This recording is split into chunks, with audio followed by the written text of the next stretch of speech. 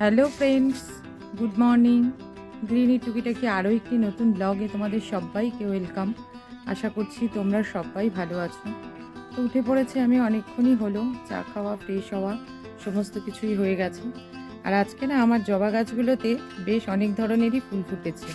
ওইখানে একটা পিচ কালারের থোকা ফুটেছে, এখানে একটা বড় অরেঞ্জ ফুটেছে, আর ওই ছোট্ট যে টুনি জবাবটা ওটা ফুটেই থাকে, মাঝে মধ্যেই ফোটে দু একটা করে। এখানে দুটো বড় সাদা জবা ফুটেছে, ওইখানটায় একটা রানী কালারের জবা ফুটেছে। তো বেশ অনেক রকমের জবা আজকে মিলিয়ে মিশিয়ে ফুটেছে। তো সেই কারণে ভাবলাম যে বাগানের যারা শোভা বাড়িয়েছে তাদের সাথে সাথেই আজকে তোমাদের সঙ্গেও গুড মর্নিংটা সেরে ফেলি। আর বাইরে ওয়েদারটাও একদম পুরো ঝকঝকে তকতকে।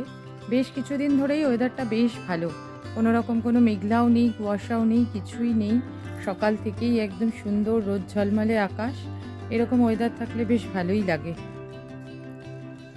তো যাই এবারে ঘরে ঘরে যেয়ে ঘরের কাজকর্মে হাত লাগাই, কারণ ঘরের কাজকর্ম এখনও কিছু শুরু করিনি।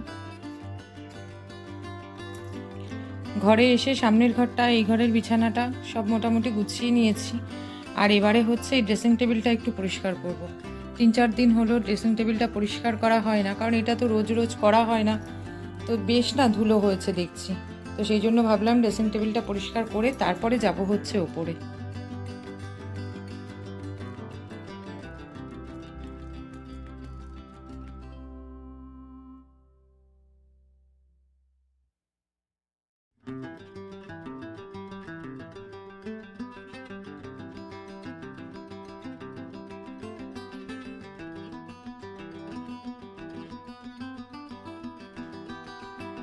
ড্রেসিং টেবিলটা পরিষ্কার করা হলো, ড্রেসিং টেবিলের মাথাটাও একটু পরিষ্কার করার দরকার।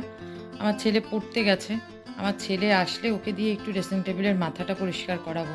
কারণ আমি যদি এখন পরিষ্কার করতে যাই তাদের চেয়ার নিয়ে উঠতে হবে, আর ও না এই খাটের ওপরে দাঁড়িয়ে ওই মাথাটা পুরো হাতে পেয়ে যায়। তো আসলে ওকে দিয়ে মাথাটা পরিষ্কার করাবো। এবারে যাব হচ্ছে ওপরে, ওপরের কাজ সেরে এসে তারপরে করব জলখাবার। ওপর থেকে কাজ কমপ্লিট করে চলে এসেছি, আর এবারে বানাচ্ছি হচ্ছে সকালের জলখাবারটা। আমার ছেলের আর আমার মার জন্য বানাবো একটা পরোটা। আমার বর বাড়িতে নেই, আমার বর অফিসের কাজে কলকাতার বাইরে রয়েছে। তো সেই জন্য আমাদের 3 জনের জন্যই জলখাবারটা বানাবো। আর আমার ছেলে গেছে পড়তে, ওরটাও একবারে ভেজেই রাখবো, পড়ে আসলে একটু গরম করে দেবো।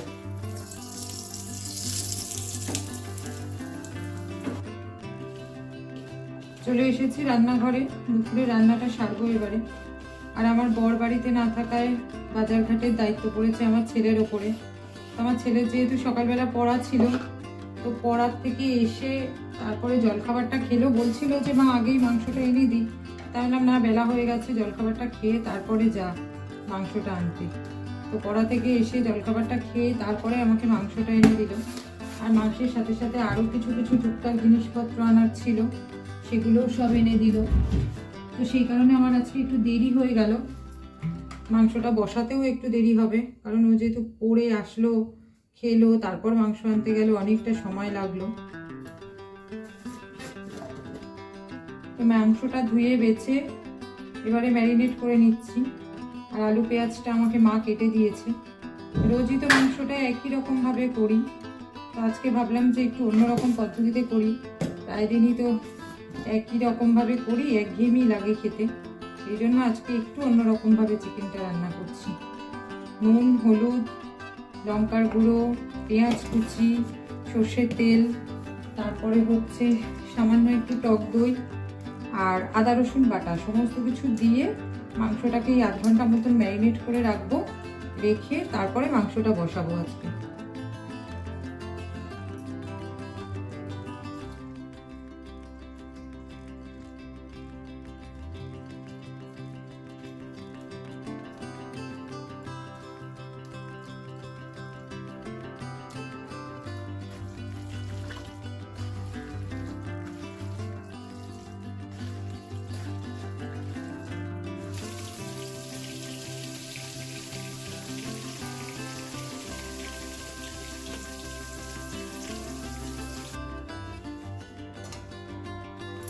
আলুগুলো সব ভাজা করে তুলে নিয়েছি।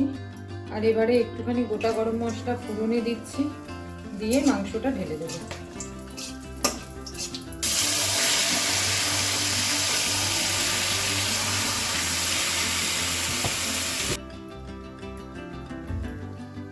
ছেলেমেয়েরা বড় হয়ে গেলে, দোকান বাজার যাওয়া শিখে গেলে এই একটা কিন্তু সুবিধা আছে যে কিছু জিনিসপত্র আনার দরকার হলে বললে টুক করে যে নিয়ে চলে আসতে পারে। আগে আগে যখন আমার বর অফিসের কাজে কলকাতার বাইরে যেত, তখন মাছ মাংস, তারপরে ও কদিনের প্রয়োজনীয় টুকিটাকি জিনিস যেটুকু লাগবে সেটুকু সব কিনে কেটে গুছিয়ে দিয়ে তবে যেত। কারণ জানতো যে কোনো কিছু প্রয়োজন হলে আমাকেই দৌড়াতে হবে সাথে সাথে দোকানে। আর এখন যেহেতু ছেলেটা বড় হয়ে গেছে, ওকে বললেই সব কিছু টুক করে যেয়ে নিয়ে আসতে পারে, সেই কারণে ওই হেডেকটা আর নেই। কারণ জানি যে আমাকে আর দৌড়াতে হবে না, ছেলেটাকে বললেই ছেলেটা যেয়ে নিয়ে আসতে পারবে, আর নিয়েও আসে। যদি বলি যে বাবা এটা একটু নিয়ে আয়, বাবা ওটা একটু নিয়ে আয়, তাতে ওর কোনো আপত্তি নেই, ওর সাথে সাথে চলেও যায়, যে এনেও দেয়।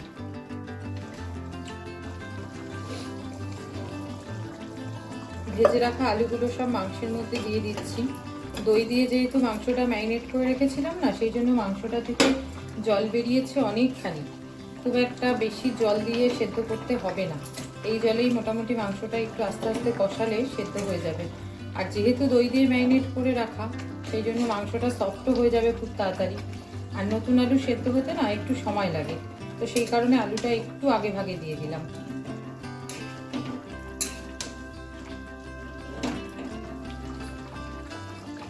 আর খুব একটা বেশি ঝোল আজকে মাংসটাতে রাখবো না, একটু কষা কষা গামাখা গামাখাই করবো।